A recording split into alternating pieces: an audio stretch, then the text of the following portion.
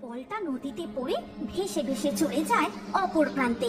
তখন সেখানে ঘাটে বসে পেয়ারা খাচ্ছিল ক্যাবলা, গোপে আর শিউলি। বলটা তারা দেখতে পেয়েই কুড়িয়ে নেয়।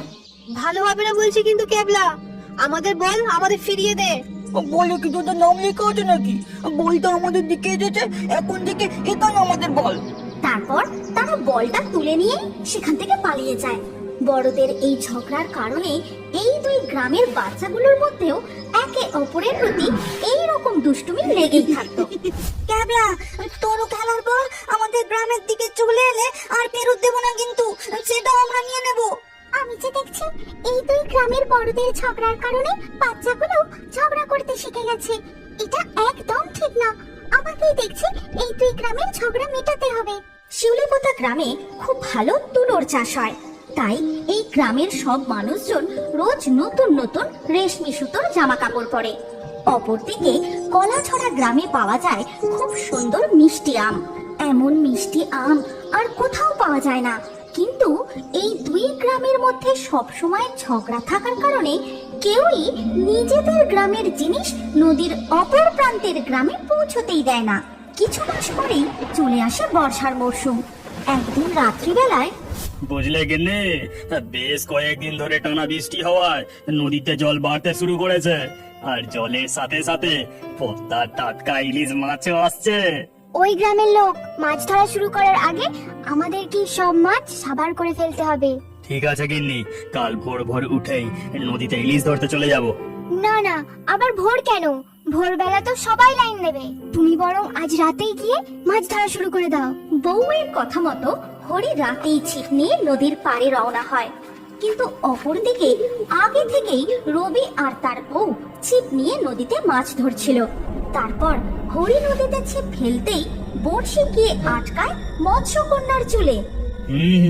গিন্নি, মনে হয় বড় ইলিশ মাছ আটকেছে, আমি তো টেনে তুলতেই পারছি না। আর এই কথা শুনে রবিও নদীতে ছিপ ফেলে, আর সেই বড়শি গিয়ে আটকায় মৎস্যকন্যার লেজে। এটা কি আটকালো আমার চুলে?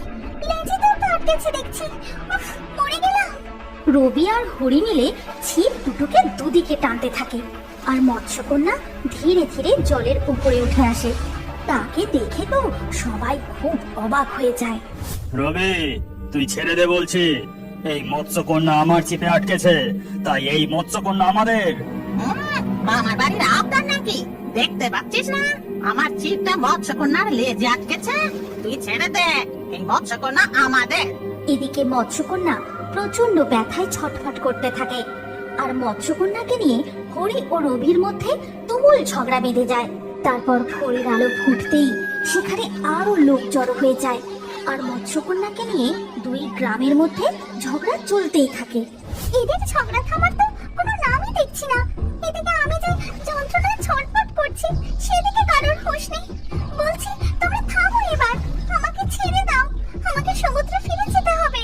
ও বাবা, এই মৎস্যকন্যা যে আবার কোথাও বলতে পারে দেখছি। তোমাকে তো আমরা এত সহজে ছাড়বো না, তোমাকে আমরা মেলায় নিয়ে গিয়ে চড়া দামে বিক্রি করব। কখনো না, মৎস্যকন্যাকে আমরা বিক্রি করব।